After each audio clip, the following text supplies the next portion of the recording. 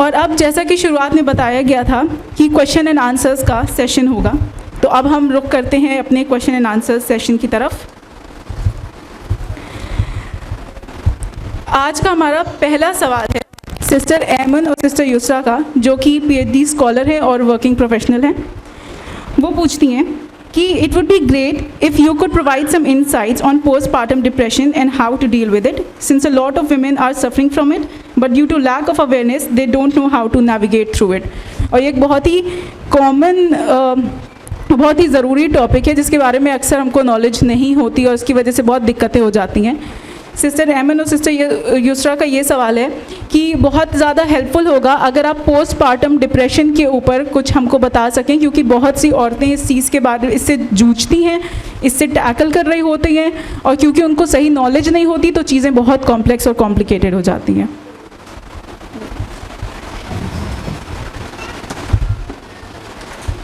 बहुत अच्छा क्वेश्चन है। एक्चुअली ये टॉपिक मुझे कवर करना था, मिस हो गया था। पोस्टपार्टम डिप्रेशन ये बहुत इम्पॉर्टेंट चीज़ है और ये समझने की ज़रूरत है कि ऐसा क्यों होता है ना। पोस्टपार्टम डिप्रेशन से पहले का एक फ़ेज़ होता है जिसे कहा जाता है पोस्टपार्टम ब्लू। ये नॉर्मल चीज़ है। जैसे कि मैंने बताया, बच्चे के साथ माँ भी वो पहली बार बनती है। वो औरत वो मैनुअल लेके तो नहीं आई है शादी के टाइम कि आपको माँ बनने के बाद ये सारी चीज़ें, ये सारी जिम्मेदारी निभानी है। फर्स्ट टाइम, मोस्ट इम्पॉर्टेंटली, जब उसका पहला बच्चा है तो वो इतने देर का लेबर पेन झेल करके, बिल्कुल थक करके जब माँ बनी है तो उसको कुछ पल सुकून के चाहिए होते हैं, जो बहुत ही मुश्किल होते हैं उस समय मिलना, क्योंकि बच्चा भी जस्ट नया नया आया है, उसको भी दूध की ज़रूरत है, दूध माँ से ही मिलना है ना। तो इसमें क्या होता है कि कभी कभी मिसमैनेज हो जाता है माँ से, घर वालों से। बच्चा तो नया नया है, उसे तो नहीं पता, उसे तो दूध चाहिए तो चाहिए, उसने शुशु पॉटी करी है तो उसे क्लीन होना है। तो ये जो एक्स्ट्रा जिम्मेदारी माँ के ऊपर आ गई है, इसे वो जब नहीं समझ पाती, घर के लोग उसे नहीं एक्सप्लेन कर पाते हैं, वो इसको नहीं टैकल कर पाती, तो वो पोस्टपार्टम डिप्रेशन का शिकार हो जाती है। अब इससे कैसे बचा जाए, इसका जो तैयारी शुरू होती है वो प्रेगनेंसी से ही शुरू होती है। जब आप फर्स्ट टाइम प्रेग्नेंट हुई हैं, मैंने बताया ना, हेल्दी डाइट लीजिए, एक्सरसाइज करिए, प्रेगनेंसी से रिलेटेड बातें गूगल पे ना सर्च करके अपने डॉक्टर से कंसल्ट करिए, और अपने घर में जो आपसे बड़े हैं, आपके पेरेंट्स, आपके इन-लॉज़, आपकी बहन या आपकी भाभियाँ, उनसे डिस्कस करिए प्रेगनेंसी के ही दौरान, है ना। उनसे क्वेश्चन करिए, ऐसा होगा तो मुझे क्या करना है, ख़ुद को प्रिपेयर करिए। डिलीवरी के बाद अब पोस्टपार्टम ब्लू वाला फेज़ हर एक औरत का होता है। वो जब एक्सट्रीम हो जाता है तो वो डिप्रेशन में चली जाती है, जब उसको दवाई की ज़रूरत पड़ती है ना। अब पोस्टपार्टम ब्लू में क्या होता है, जैसे अब डिलीवरी हुई थी, डिलीवरी के बाद फीमेल का फिज़िकल अपीयरेंस चेंज हो जाता है ना। वो मोटी दिखने लगती है, भद्दी दिखने लगती है, बाल झड़ रहे हैं, बाल ख़राब हो गए हैं, बच्चा आ गया है जो कि बिना टाइम कभी भी वो रोते रहता है, कभी भी दूध मांगता रहता है, कभी भी शुशु पॉटी कर रहा होता है, अपने ऊपर वो टाइम नहीं दे पाती, खुद को शीशे में देखने का मन नहीं करता है। ये नॉर्मल है, ये हर एक औरत के साथ होता है। अब इसी चीज़ों को अगर हमने समय से टैकल नहीं किया, और बहुत कभी कभी फैमिली हिस्ट्री भी होती है कि अगर उनके घर वालों में ये चीज़ें थी तो वो पोस्टपार्टम डिप्रेशन में चली जाती हैं। पोस्टपार्टम डिप्रेशन में क्या होता है, ये चीज़ें एक्सट्रीम हो जाती हैं। पेशेंट बहुत चिड़चिड़ी होने के साथ साथ हर एक बात पे रोना शुरू कर देती है, उसको बच्चा बुरा लगने लगता है, उसको लगता है कि ये बच्चा उसकी सारी प्रॉब्लम का कॉज है, सारी प्रॉब्लम इस बच्चे की वजह से हो रही है। बच्चों पे ध्यान उस बच्चे पे ध्यान नहीं देती जो भी नया नया दुनिया में आया था। कभी कभी बहुत एक्सट्रीम हो जाता है, खाना पीना बंद कर देती हैं, नींद नहीं लगती उनको, 3-3 4-4 दिन उनको सोई नहीं होती हैं, या तो बहुत ज़्यादा नींद आ रही होती है, उन्हें भूख नहीं लग रही होती है, या तो बहुत ज़्यादा भूख लग रही होती है। बहुत एक्सट्रीम केसेस में पोस्टपार्टम डिप्रेशन में फ़ीमेल खुद से और बच्चे से इतना परेशान हो जाती है कि वो सुसाइडल अटेम्प्ट भी कर लेती है। तो ये है पोस्टपार्टम डिप्रेशन। ये हुआ क्यों था, क्योंकि हार्मोनल चेंजेस हो रहे थे, साथ ही साथ फिज़िकल और साइकोलॉजिकल चेंज भी हुआ। बहुत सारे चेंज एक साथ एक औरत में हुए हैं। अब देखिए क्या होता है कि अगर फीमेल बहुत कम एज की है या बहुत ज़्यादा एज की है, इन दोनों केस में बहुत कम एज मतलब 18-19 साल से कम है या 30 साल से ऊपर है। 18-19 साल से कम है, बॉडी वीक है, 30 साल से ऊपर है तो भी बॉडी वीक है, तो उस समय फीमेल इतना स्ट्रेस नहीं झेल पाती है, तो पोस्टपार्टम डिप्रेशन के चांसेस बढ़ जाते हैं। तो हमें उसका कॉज ढूंढना है। कॉज क्या था? फैमिली हिस्ट्री तो नहीं थी, फीमेल बहुत कम उम्र या बहुत ज़्यादा उम्र की तो नहीं है, या उसका सोशल सर्कल अच्छा नहीं है, उसने अपने आप को प्रिपेयर नहीं किया डिलीवरी के लिए, बच्चे के लिए, प्रेगनेंसी के लिए। ठीक, तो जो भी है स्मार्ट फीमेल अगर है, लॉजिकल है, समझदार है, तो वो उस पर वर्कअप करेगी, समझने की कोशिश करेगी। साथ में अगर घर वाले समझदार हैं तो वो उसको प्रिपेयर करेंगे, उसको तैयार करेंगे, उसको समझाएंगे, बताएंगे, हेल्प करेंगे उसकी। अब जैसे मान लीजिए वो 6 घंटे से लगातार जगी रही है रात के समय, सुबह भोर में उसको नींद आई तो बच्चे ने फिर से रोना शुरू कर दिया, तो इसमें घर वालों की जिम्मेदारी आती है। बहुत ज़रूरी होता है कि उनका लाइफ पार्टनर प्लस घर वाले उसको सपोर्ट करें कि तुम भी थोड़ी देर सो लो, हम बच्चा संभाल लेते हैं। तो इसके लिए आपको अवेयर होना है, आपको स्मार्ट होना है, आपको एम्पैथी दिखानी है। एम्पैथी पहले शुरू में ये शब्द जो डॉक्टर्स के लिए यूज़ होता था कि आप सामने वाले की बीमारी, सामने वाले की दिक्कत को अपने ऊपर लेके उसका इलाज करो। तो पोस्टपार्टम डिप्रेशन के केस में या नई नई माँ के केस में ये एम्पैथी वर्ड उनके हस्बैंड और उनके घर वालों पर यूज़ होता है कि खुद को उस जगह रख करके उसको आप टैकल करिए, प्लस उसका डाइट अच्छा रखिए, है ना। उसको जो पसंद है उसके साथ उसको टहलना, घूमना टहलना पसंद है, थोड़ा सा उसको उधर भी उसको टाइम दीजिए ताकि वो इस फेज से उभर सके। ये बीमारी नहीं है, इसे बीमारी बना दिया गया है हमारे इग्नोरेंस की वजह से, है ना। चूँकि हम इग्नोरेंस हैं, हम इग्नोरेंट हैं, हमारे अंदर एम्पैथी नहीं है, इसकी वजह से ये पैंडेमिक बनता जा रहा है। अदरवाइज़ ये पोस्टपार्टम ब्लू था, एक नॉर्मल चीज़ थी, है ना। हमने खुद ब खुद इसको इतना बड़ा हाइप कर दिया है। तो इसको समझिए, अगर आपके घर में ऐसा कोई है, एटलीस्ट जो औरतें यहाँ पर हैं, तो वो एटलीस्ट उनकी हेल्प कर सकती हैं, इसको समझ सकती है। ये फेस सबके साथ आना है ना। Thank you.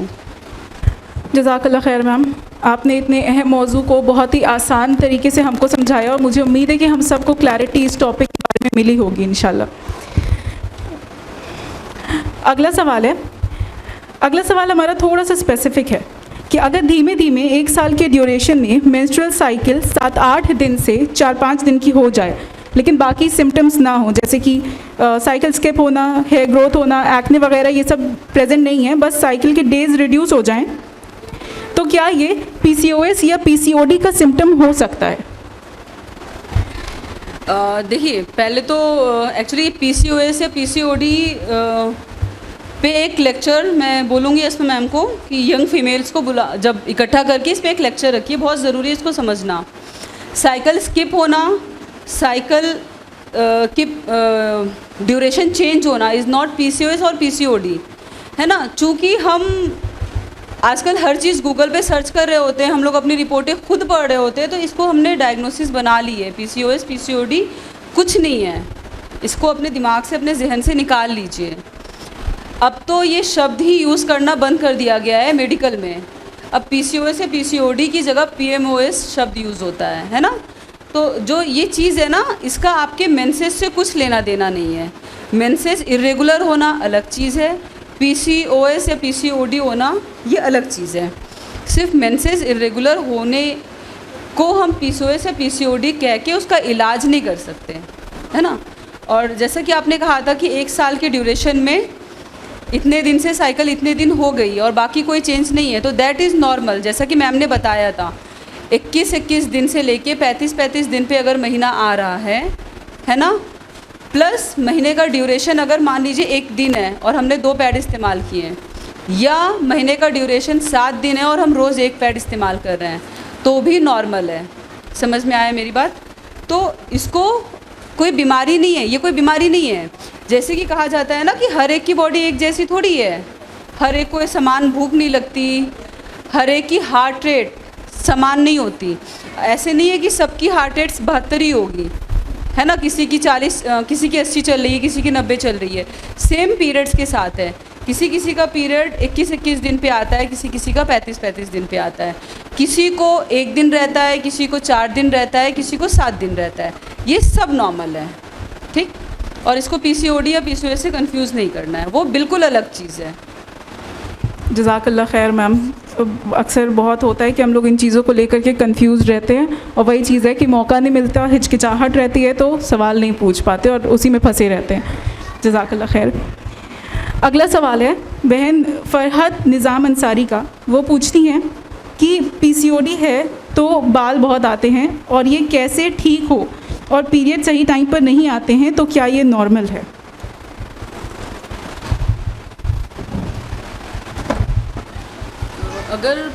अगर पीसीओडी पीसीओएस है, बाल बहुत आते हैं मतलब चेहरे या शरीर पे बाल बहुत आ रहे हैं ना,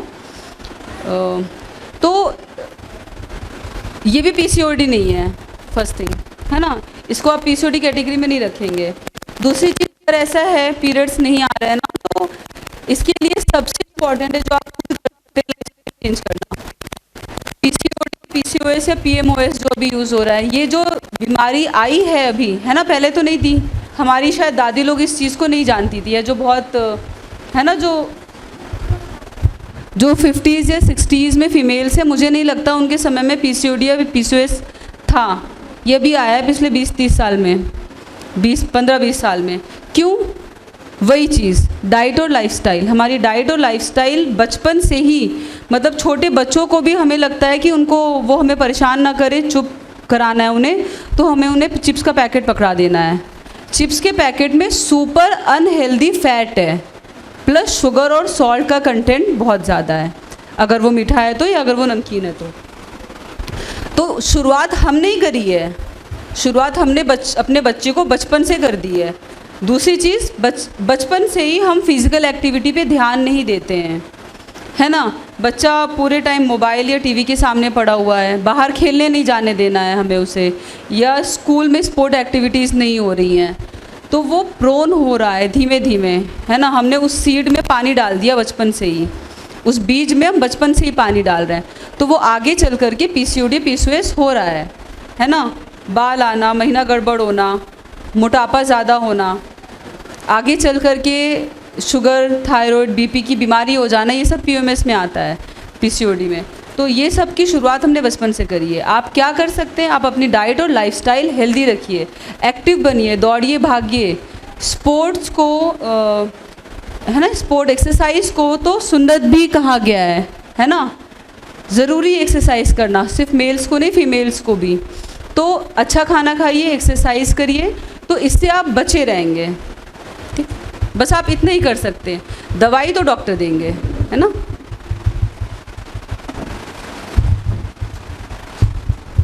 जज़ाकल्लाह खैर मैम। हमारा आज का अगला सवाल है, हमारी बहन ने पूछा है कि आफ्टर पीरियड से लेकर मैरिज तक क्या हमारी डाइट रिस्पॉन्सिबल होती है एक हेल्दी प्रेगनेंसी के लिए, और क्या जंक फूड की हैबिट से प्रेगनेंसी पर असर पड़ता है?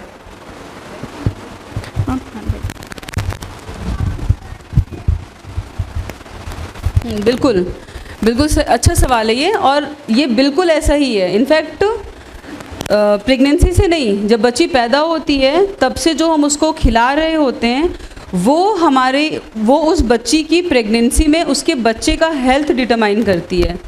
समझ में आया? मतलब जो बच्चा उसके पेट में पलने वाला है कभी 20 साल बाद, वो उस बच्ची 4 साल की बच्ची का उसका वो तब से ही शुरू हो जाता है। इसीलिए देखिए अभी ये बड़ी बड़ी इंडस्ट्रीज़ हैं, है ना, मीडिया की वजह से इतना एसेसिबल हो गया है, हर एक को पसंद आने लग गया है, लेकिन ये हेल्दी नहीं है।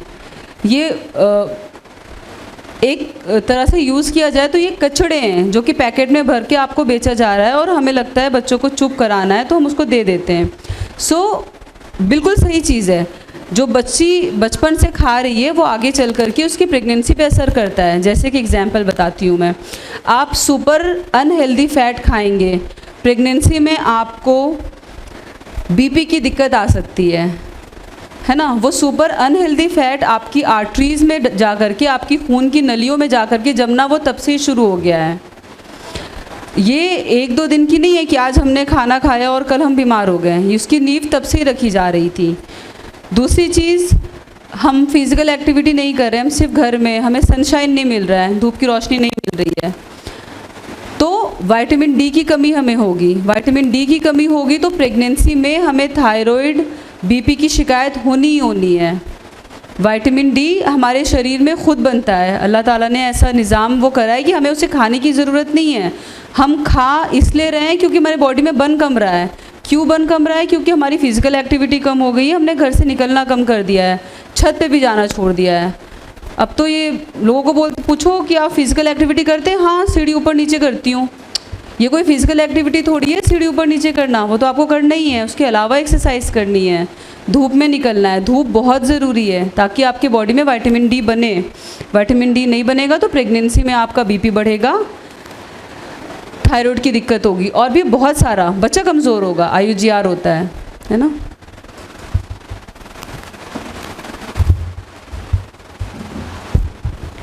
जज़ाकल्लाह खैर मैम, आपने बहुत ही प्रैक्टिकल टिप्स दिए इस सवाल के, और मुझे उम्मीद है कि बहन को अपने सवाल का जवाब मिल गया होगा सेटिस्फैक्ट्री इंशाल्लाह। अगला सवाल है सिस्टर रोज़ी का, जो कि हाउस वाइफ हैं। वो पूछती हैं कि मुझे हाइपरथायरॉयडिज़म और हाइपरलिपिड की प्रॉब्लम है, डाइट में मुझे स्पेसिफिक क्या लेना चाहिए? हाइपरथायरॉयडिज़म और हाइपरलिपिड।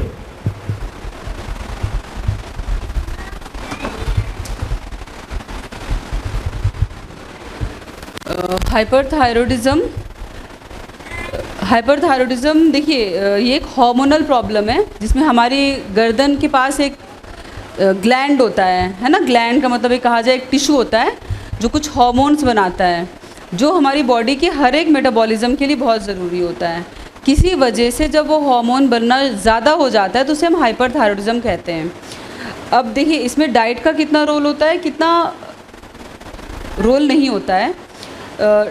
हाइपरथायरॉयडिज़म अगर है किसी को तो कुछ सब्जियां हैं, है ना, कुछ खाने हैं जो उन्हें अवॉइड करने चाहिए, लेकिन किसी पर्टिकुलर खाने की वजह से हाइपरथायरॉयड नहीं होता है।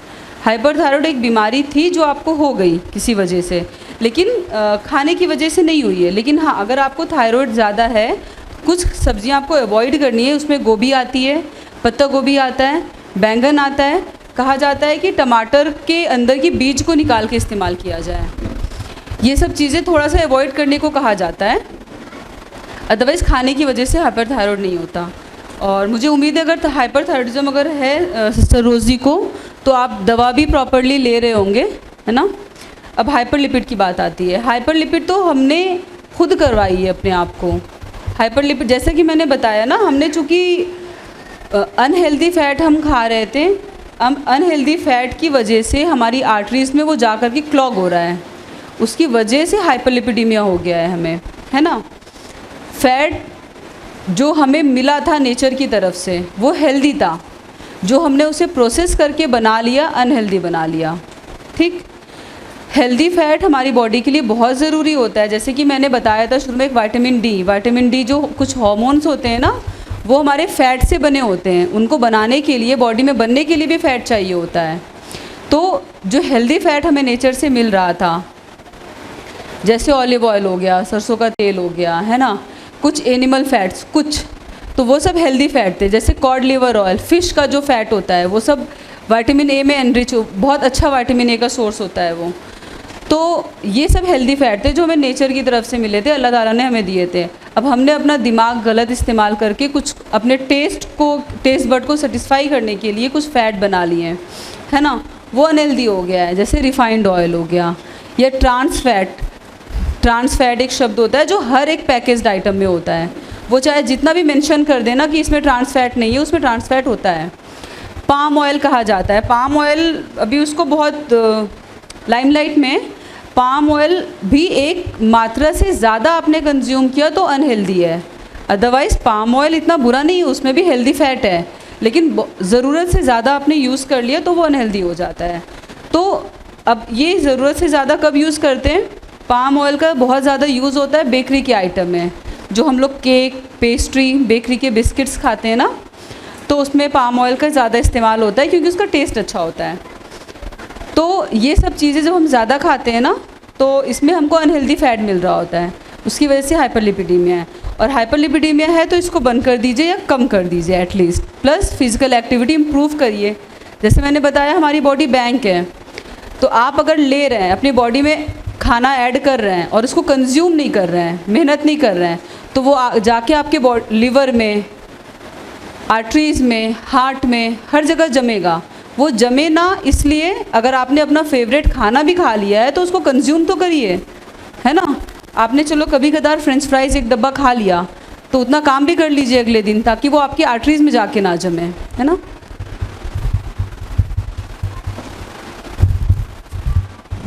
जज़ाकल्लाह खैर मैम। मैं उम्मीद करती हूँ कि सिस्टर को सेटिस्फैक्ट्री आंसर मिला होगा अपने सवाल का। नेक्स्ट सवाल हमारा आज का है कि how often should women have routine gynaecological checkups, यानी कि औरतों को कितनी बेसिस पर कितनी जल्दी एक गायनोकोलॉजिस्ट से रूटीन चेकअप्स करवाने चाहिए। Ma'am it's not specified.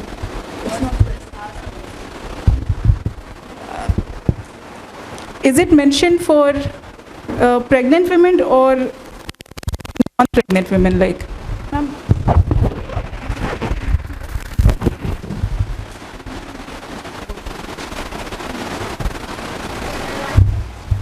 सही सवाल था, अच्छा सवाल है ये। देखिए इसमें अब दो सिनेरियो हो गए हमारे पास कि प्रेगनेंसी में चेकअप की बात हो रही है कि नॉन प्रेग्नेंट फीमेल्स की चेकअप की बात हो रही है। तो प्रेगनेंसी में जैसे मैंने बताया, कायदे से ये कहा जाता है, प्रेगनेंसी की बात कर रही हूँ, जैसे ही आपका किट में पॉजिटिव आया तो आपको डॉक्टर के पास जाना है, ठीक। उसके बाद शुरू के 7 महीने हर महीने दिखाने हैं, 8वें महीने में आपको हर 15 दिन पे दिखाना है, 9वां महीने लगते ही आपको हर हफ्ते डॉक्टर के पास जाना है। ये हो गया मोटा मोटा। लेकिन अगर आपको कोई कॉम्प्लिकेशन है, कोई बीमारी है, तो ये चीज़ लागू नहीं होगी। फिर डॉक्टर आपको जितनी जल्दी बुलाएंगे आपको उतनी जल्दी जाना है, ठीक। अगर आप इसको फॉलो नहीं कर सकते तो मिनिमम 4 बार डॉक्टर के पास जाइए। कब? 5वें महीने में, 7वें महीने में, 9वें महीने की शुरुआत में, और जब आपको दर्द शुरू हो जाए तो आपको जाना ही है।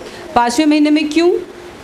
5वें महीने में इसलिए क्योंकि 5वें महीने में एक तो टिटनस का टीका लगाया जाता है, दूसरी चीज़ 5वें महीने में लेवल 2 अल्ट्रासाउंड होता है जिसमें देखा जाता है कि बच्चे में कोई बनावटी ख़राबी तो नहीं है, ठीक। अगर है तो उसके लिए इंसान को प्रिपेयर रहना होता है। तो ये 5वें महीने में ये अल्ट्रासाउंड होता है। इसीलिए कहा जाता है अगर आप कभी नहीं गए तो एटलीस्ट 5वें महीने में जा कर के एक बार अपने डॉक्टर से मिल लीजिए। 7वें महीने के मिड में क्यों कहा जाता है? क्योंकि उस समय चेक किया जाता है कि फ़ीमेल को हीमोग्लोबिन की कमी तो नहीं हो गई। कमी है तो अभी भी हमारे पास 1.5-2 महीने का समय है उसको इम्प्रूव करने का, है ना। इसलिए 7वें महीने में कहा जाता है। फिर 9वें महीने की शुरुआत में क्यों बोला जाता है? ताकि उस समय फ़ीमेल का एग्जामिनेशन हो जाए और ये क्लियर हो जाए कि उसकी डिलीवरी कब तक होनी है, किस तरीके से होनी है, नॉर्मल हो सकती है कि नहीं, कि सीज़र की ज़रूरत पड़ सकती है, ठीक। और फिर जब उसके बाद जब आपको पेन आए तो फिर डॉक्टर के पास जाना है।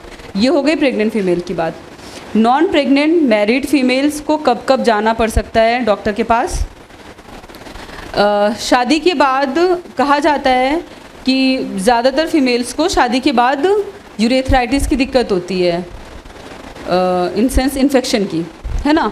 तो बहुत कॉमन है। अगर ऐसा है, पेड़ों में दर्द है ना, तो एक बार आपको अपने डॉक्टर को विज़िट करना चाहिए।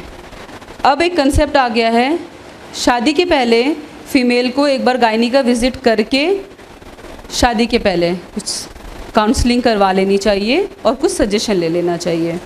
अदरवाइज़ अगर आपको कोई दिक्कत नहीं है तो कोई ज़रूरत नहीं है डॉक्टर के पास जाने की, ठीक।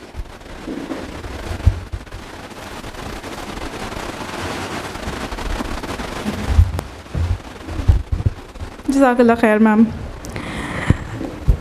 अगला सवाल बहुत ही कॉमन इशू पर बहुत ही प्रैक्टिकल सवाल है, जो कि मेरे ख़्याल से हर एक लेडी, हर एक फ़ीमेल इससे किसी न किसी फॉर्म में जूझती ही है। सवाल है, what lifestyle changes can help reduce menstrual discomfort? ऐसे कौन से लाइफस्टाइल चेंजेस हैं जो कि पीरियड्स के टाइम पे जो डिस्कम्फर्ट होता है उसको रिड्यूस कर सकते हैं।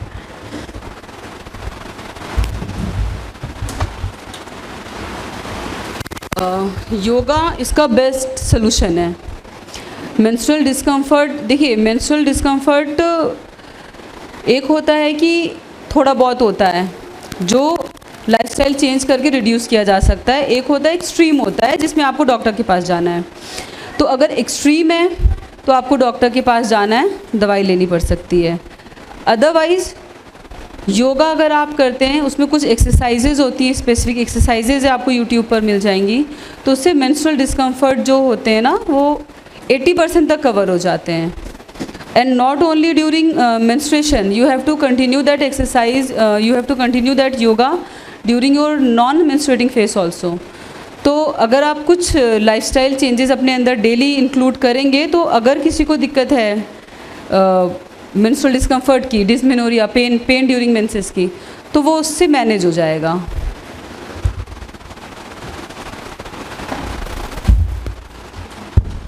जज़ाकल्लाह खैर मैम। मैं उम्मीद करती हूँ कि यहाँ पे जो हमारी सारी ऑडियंस है वो इंशाल्लाह ताला इस चीज़ का ध्यान रखेगी और इस चीज़ को अपनी लाइफस्टाइल में इनकॉर्पोरेट करने की कोशिश करेगी, योगा और एक्सरसाइज को। अगला सवाल है, how does stress affect women's reproductive health? कैसे स्ट्रेस औरतों के रिप्रोडक्टिव हेल्थ को इफ़ेक्ट करता है? It's a good question. देखिए स्ट्रेस जो होता है हर एक बीमारी की जड़ होती है। क्यों? क्योंकि स्ट्रेस सिर्फ वो नहीं होता जो हमें दिख रहा होता है। हम स्ट्रेसफुल कंडीशन में जिस तरीके से बिहेव करते हैं सिर्फ वो स्ट्रेस नहीं है। स्ट्रेस उसका 90% होता है, हमारी बॉडी झेल रही होती है जो हमें पता नहीं चलता है। बहुत से हार्मोन्स हैं जो स्ट्रेस के टाइम बढ़ जाते हैं। उसमें से एक हार्मोन जो बहुत इम्पॉर्टेंट है उसे कॉर्टिसोल कहा जाता है ना। कॉर्टिसोल एक हार्मोन होता है। हम जब भी अभी जैसे मान लीजिए अभी मैं भी स्ट्रेसफुल कंडीशन में रहूँगी तो मेरा बॉडी का कॉर्टिसोल लेवल या एड्रेनलिन लेवल बढ़ा हुआ होगा, है ना। तो ये जो कॉर्टिसोल लेवल बढ़ता है बॉडी में, अगर ये थोड़ी देर के लिए बढ़ा, कभी कभार बढ़ा, तो बॉडी उसे मैनेज कर लेती है। लेकिन अगर ये लंबे समय तक कंटिन्यूसली बढ़ा हुआ है, ठीक, तो हमारी बॉडी के में बहुत सारे फिजियोलॉजिकल चेंजेस ले आता है। कॉर्टिसोल को कहा जाता है स्ट्रेस हार्मोन, इसका नाम ही स्ट्रेस हार्मोन है।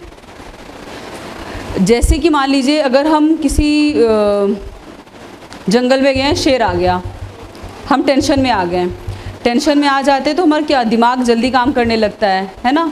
अब दिमाग जल्दी कब काम करेगा? जब उसको ग्लूकोज ज़्यादा पहुँचेगा। तो कॉर्टिसोल क्या करता है, हमारे बॉडी में ग्लूकोज को बढ़ाता है, फिर हम भागने लगते हैं शेर को देख करके, है ना। तो भागने के लिए क्या चाहिए होता है? एनर्जी चाहिए होती है। एनर्जी ग्लूकोज से मिलती है। ग्लूकोज बढ़ गया, हमारे मसल से ग्लूकोज निकल करके ब्लड में आ गया।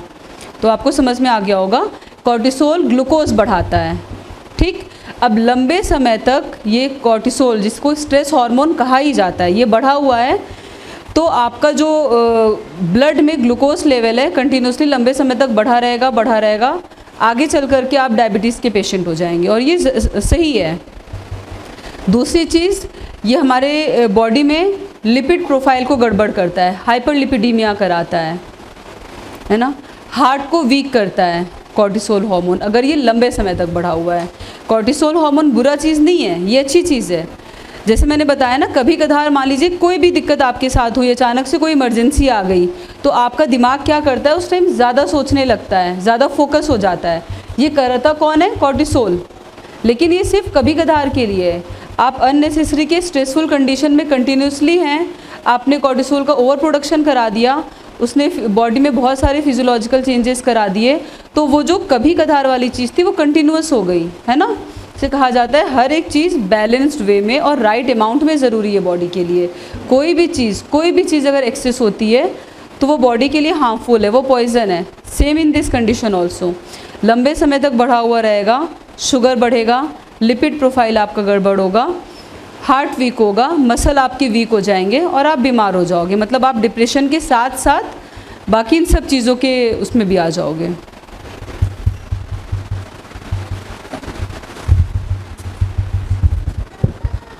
जज़ाकल्लाह खैर मैम। आज का हमारा सेकंड लास्ट क्वेश्चन है सिस्टर शबी का, जो कि होम मेकर हैं, और वो पूछती हैं कि क्या फिब्रॉइड की प्रॉब्लम में प्रेगनेंसी हो सकती है, और क्या इस प्रॉब्लम में आइज़ के नीचे वाली स्किन स्वेल कर जाती है, और क्या इसकी कोई और वजह हो सकती है?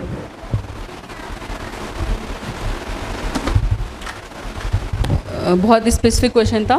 बिल्कुल हो सकती है। प्रेगनेंसी ऐसी चीज़ है जिसमें कभी भी कोई भी डॉक्टर ये नहीं कह सकता कि नहीं हो सकती, है ना। प्रेगनेंसी कराना, उसको मेंटेन करना अल्लाह का काम है, तो कभी भी कोई डॉक्टर ये नहीं कह सकता कि नहीं होगी। एक फुटबॉल के इतने बड़े फाइब्रॉइड में भी मैंने डिलीवरी करवाई है, मतलब वो प्रेग्नेंट हुई है, ठीक। और कभी कभी ऐसा भी होता है कि एक मटर के दाने के बराबर का फाइब्रॉइड और प्रेगनेंसी नहीं हो रही है। तो फाइब्रॉइड में प्रेगनेंसी हो भी सकती है, नहीं भी हो सकती है, उसका प्रेगनेंसी से कुछ वो नहीं है। प्रेगनेंसी नहीं हो रही है तो कहा जाता है फाइब्रॉइड एक रीज़न होगा, लेकिन ऐसा नहीं है। फाइब्रॉइड के रहते भी प्रेगनेंसी हो जाती है ना। आई थिंक आप ये बात समझ गए होंगे। दूसरा सवाल ये था कि आँखों के नीचे स्वेलिंग हो जाती है। नहीं, ऐसा ज़रूरी नहीं है ना। आँखों के नीचे स्वेलिंग जो होती है उसके बहुत सारे अलग अलग कॉजेज़ हैं। फाइब्रॉइड इसका एक कॉज हो सकता है, लेकिन वो सबसे लास्ट में आएगा, है ना। उसके अलावा उसके बहुत दूसरे कॉजेज़ हैं, तो फाइब्रॉइड इम्पॉर्टेंट कॉज नहीं है उसका।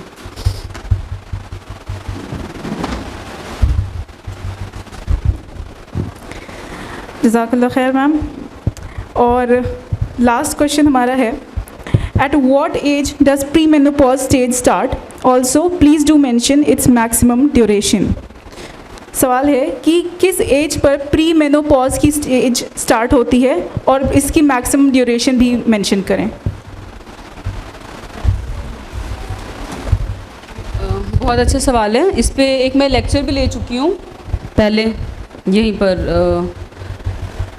देखिए, प्री मेनोपॉजल जो मेनोपॉज है वो एक पॉइंट है, और प्री मेनोपॉज उसके पहले का सफ़र है ना। प्री मेनोपॉज जो है मेनोपॉज तक पहुंचने का सफ़र है। तो ये जो प्री मेनोपॉज का सफ़र है ना, ये 2 साल का भी हो सकता है और 10 साल का भी हो सकता है। कुछ लोगों में प्री मेनोपॉज वाला जो फेस होता है वो बहुत कम होता है, फ़ौरन मेनोपॉज आ जाता है और वो फिर रिलीव हो जाती है। कुछ फीमेल्स में प्री मेनोपॉज का जो फेस होता है 10 साल तक चलता है।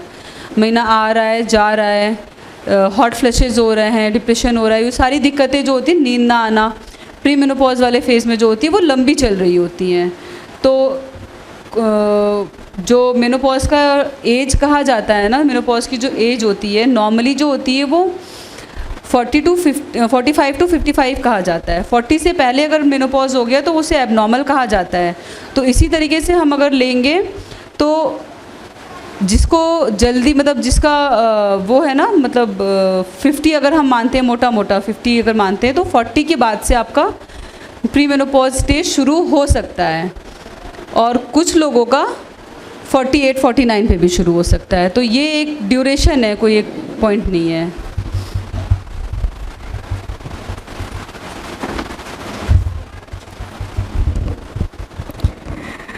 जज़ाकल्लाह खैर मैम, आपका बहुत बहुत शुक्रिया।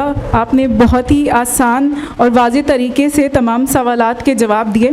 उम्मीद है कि जिन बहनों ने अपने सवाल भेजे थे उन्हें तसल्ली बख्श जवाब मिले होंगे, और इस सेशन से सिर्फ वही नहीं बल्कि यहाँ मौजूद बाकी तमाम बहनें भी मुस्तफ़ीद हुई होंगी। अल्लाह ताला आपके इल्म और ख़िदमात में मज़ीद बरकत अता फ़रमाए, और आपको दुनिया और आखिरत में इसका बेहतरीन अजर अता फ़रमाए। आमीन।